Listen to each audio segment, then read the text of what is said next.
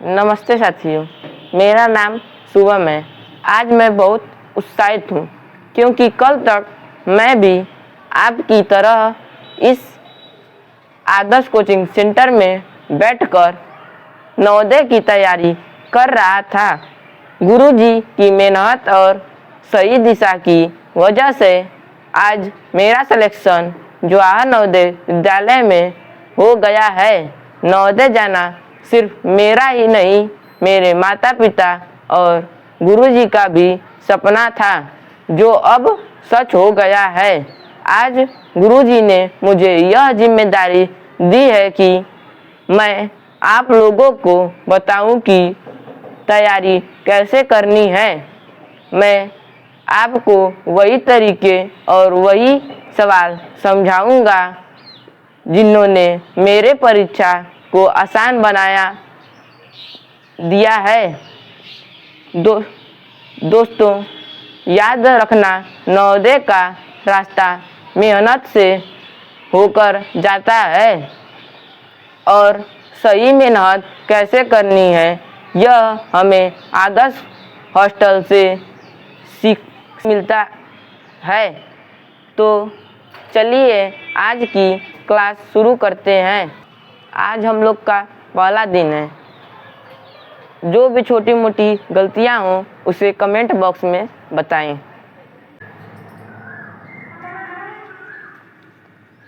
आज हम लोग हर साल नवोदय में आने वाला चैप्टर और इम्पोर्टेंट चैप्टर का सवाल लाभ हानि, जो आज सबसे आसान है लेकिन हर साल आता है और बहुत सारे बच्चे भी फंस जाते हैं।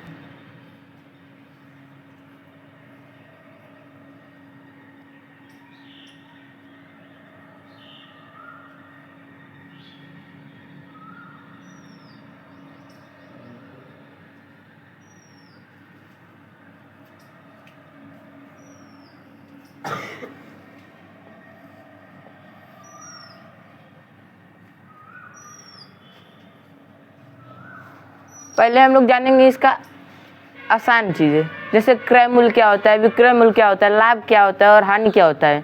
इस सब के बारे में हम लोग समझेंगे। तो क्रय मूल्य, अगर हम लोग बाजार में गए, किसी वस्तु को खरीदते हैं, जो हम लोग को जिस मूल्य पर खरीदते हैं उसी को क्रय मूल्य कहते हैं। अभी आप लोग जाएंगे बाजार में तो आप लोग से कोई दुकानदार पूछ भी सकता है कि क्रय मूल्य क्या होता है, तो आप बताएंगे कि हम जिस मूल्य पर किसी वस्तु को खरीदते हैं उसे क्रय मूल्य कहते हैं, ठीक है।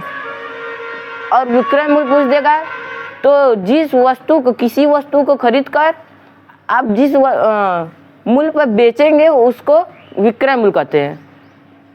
अगर हानि अगर पूछ दिया आपसे कोई, आपके घर में चाहे रिश्तेदार में गए या शादी विवाह में गए हैं, तो कोई भी पूछ सकता है क्योंकि ये सब आसान बातें हैं। तो पूछेंगे हानि क्या होता है, तो आप बताएंगे कि किसी वस्तु को अधिक दाम में खरीद कर उसे कम दाम में बेचेंगे उसे हानि कहते हैं। जैसे कि आप मान लीजिए आप बाजार गए, 2 रुपये का चॉकलेट खरीदने, आपका कोई दोस्त होगा, सोचे होंगे कि छोड़ो जाने दो, मेरा दोस्त है, 1 रुपया में उसको दे देता हूँ, तो आप उसको 1 रुपया में दिए, तो आपको क्या हुआ, 1 रुपया का हानि।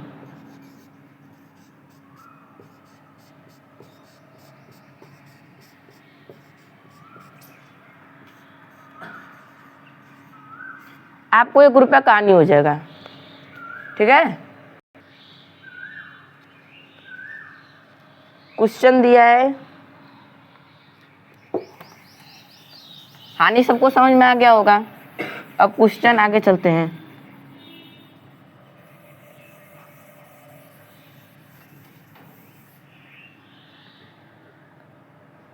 एक रेडियो 500 रुपये में खरीदा जाता है जबकि 550 रुपये में बेचा जाता है। लाभ या हानि कितनी धनराशि में बराबर है। देखिए, हम लोग से पूछा लाभ या हानि। किसी वस्तु को 500 रुपये में, मान लीजिए आप दुकान गए 500 रुपये में खरीद लिए, मान लीजिए बैठी है कोई, तो 500 रुपये में खरीद लिए और 550 रुपये में बेचा जाता है। 550 रुपये में बेचा जाता है, 550 रुपये में बेचा जाता है और 500 रुपये में खरीदा जाता है। तो हम लोग देखेंगे कि हम लोग बेच रहे हैं ज़्यादा रुपए में और खरीद रहे हैं कम रुपए में।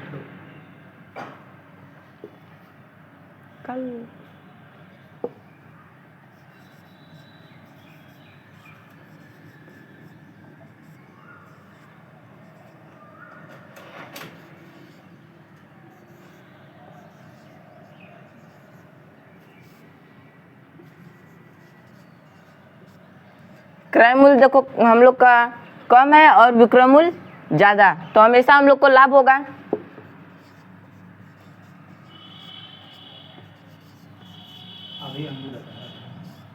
अभी हमने बताया था कि अगर हम लोग खरीदेंगे कम में और बेचेंगे तो ज़्यादा में लाभ होगा, अगर खरीदेंगे ज़्यादा में और बेचेंगे तो कम में तो हानि होगा। ठीक है, अब निकालेंगे इसका कैसे होगा, क्योंकि हम लोग का पूछा है कि लाभ क्या होगा, लाभ कितना हमको चाहिए, लाभ या हानि कितने रुपए, तो बराबर कितने रुपए आना चाहिए हम लोग का। तो हम लोग का इसका सूत्र रहता है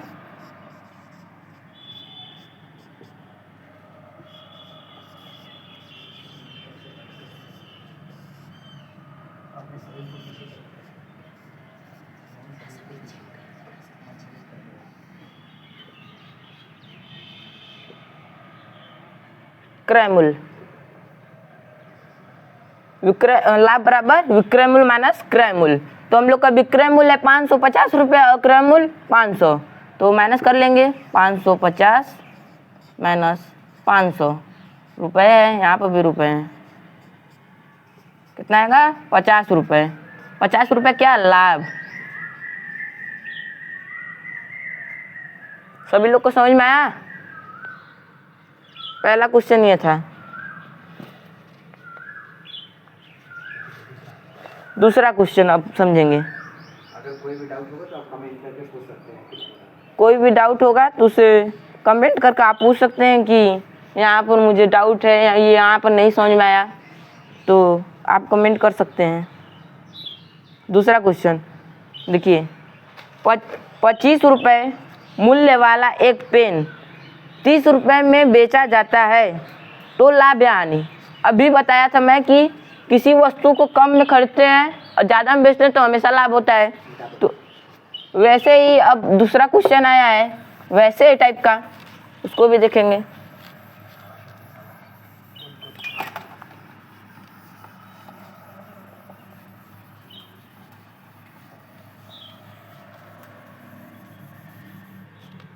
देखिए 25 रुपये में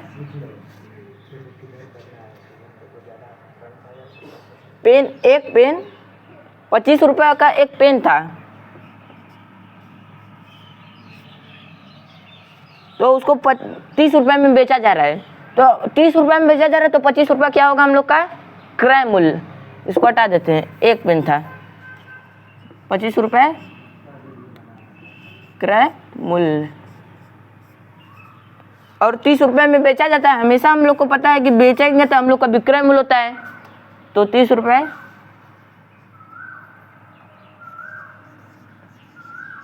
विक्रय मूल्य।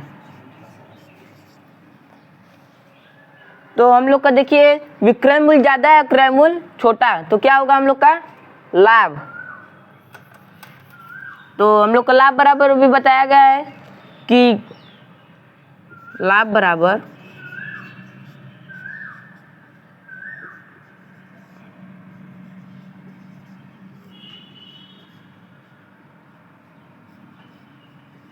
माइनस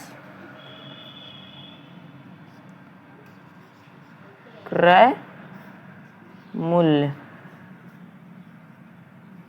क्रय मूल्य तो हम लोग करेंगे अब कि कितने रुपए हम लोग का लाभ हुआ है या कितने रुपए हानि हुआ है। तो हम लोग को यहाँ पर मालूम चल गया कि हम लोग को लाभ हो रहा है, तो अब देखेंगे कितने रुपए हम लोग का लाभ हुआ है। तो हम लोग का विक्रय मूल्य 30 रुपये है और क्रय मूल्य 25 रुपये, घटाएंगे कितने रुपए आएगा 5 रुपये। 5 रुपये लाभ।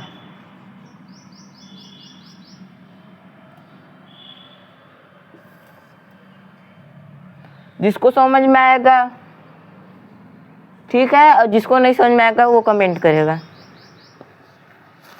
तीसरा क्वेश्चन देखेंगे। किसी वस्तु को 190 रुपये में बेचने पर 9.1/2% 9.1/2% की हानि होती है। वस्तु का क्रय मूल्य लगभग क्या होगा? वस्तु का क्रय मूल्य पूछा हम लोग से, इसको मिटा देते हैं।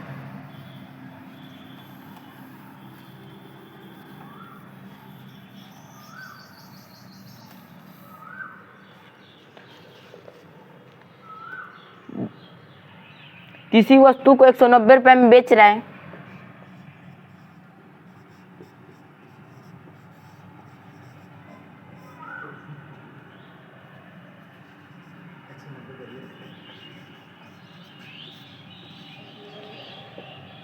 और कितने परसेंट का हानि हो रहा है उसको? 9.1/2% हानि।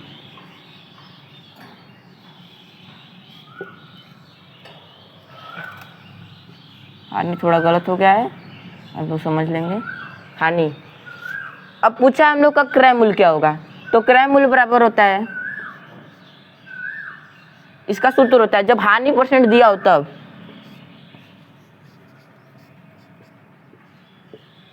विक्रय मूल्य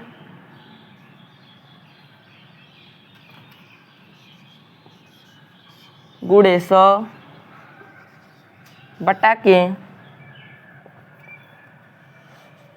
100 माइनस हानि प्रतिशत। हानि प्रतिशत कितने? हानि प्रतिशत यहाँ पर लिख देंगे सीधे, ये सूत्र है। अगर सवाल लगाते हैं यहाँ पर रखते तो यहाँ पर ये रखते, ठीक है।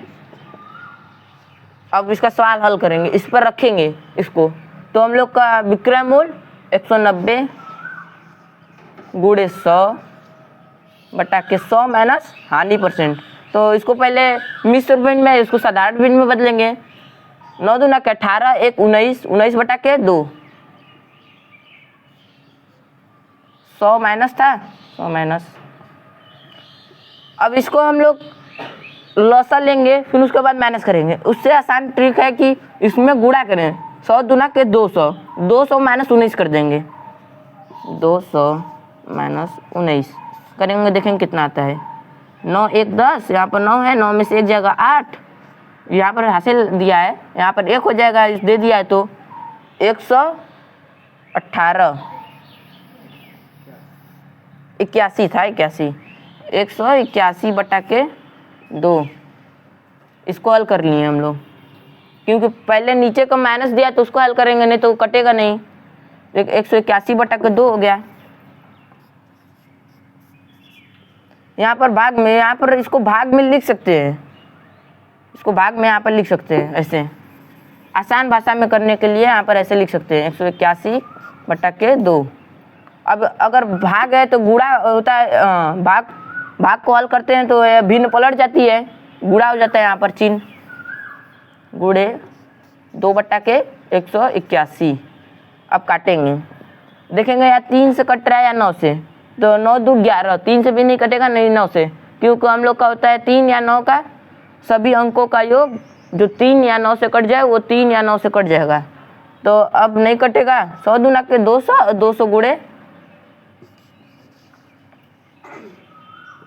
190 बटा के 181, 19 दूना के 38, 1 0 2 0 3 0 बटा के 181। कितना रुपए आ जाएगा लगभग, ठीक है, सबको समझ में आया?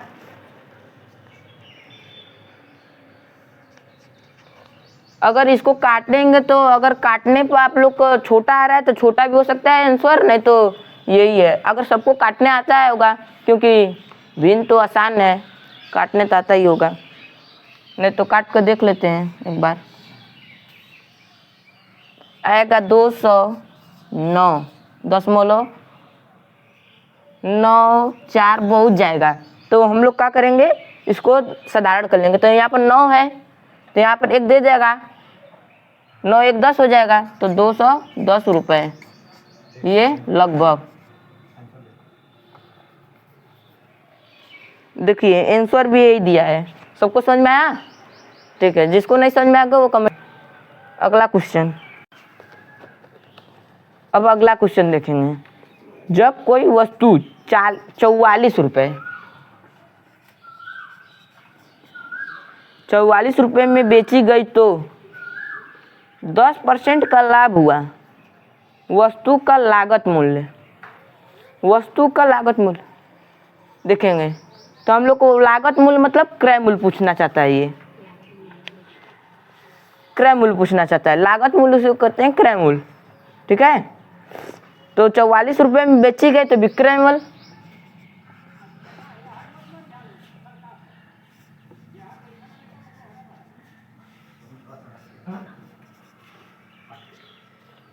विक्रय मूल्य। और 10% लाभ पर, कितने परसेंट लाभ पर? 10%।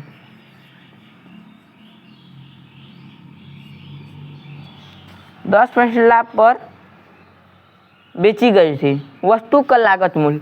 अभी बताया था क्रय मूल्य, जब हानि परसेंट दिया हो तब। अब हम लोग को क्रय मूल्य बताना है, लेकिन लाभ परसेंट दिया हो तब इसका भी सूत्र होता है क्रय मूल्य बराबर विक्रय मूल्य गुणे 100 बटाकर 100 प्लस लाभ प्रतिशत। लाभ प्रतिशत लिखेंगे क्योंकि हम लोग को सवाल अभी हल नहीं कर रहे हैं, सूत्र लिख रहे हैं। लाभ प्रतिशत। अब हम लोग इसी सूत्र पर सवाल को रखेंगे। ठीक है, यहाँ पर मीटर गया है। अब इसी सूत्र पर सवाल को रखेंगे तो हम लोग को 44 रुपये विक्रय मूल्य है, 44 रुपये गुणे 100 बटा के 100 प्लस लाभ प्रतिशत। 100 प्लस लाभ प्रतिशत। लाभ प्रतिशत कितना है हम लोग का? 10%। परसेंट कटा देते हैं, अब जोड़ लेंगे 110 हो जाएगा, क्योंकि पहले हम लोग नहीं जोड़ेंगे तो कटेगा ही नहीं, क्योंकि बिना जोड़े काटेंगे नहीं, हमेशा सवाल गलत हो जाएगा। तो हो जाएगा 110 44 गुणे 100 बटा के 110। काटेंगे 1 0 से 1 0, 11 चौके 44, 10 चौके 40, 40 रुपये क्रय मूल्य।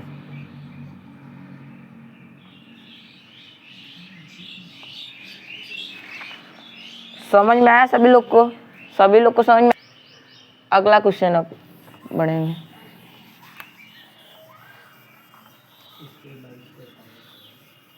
हम लोग को स्टेप बाय स्टेप चलना है।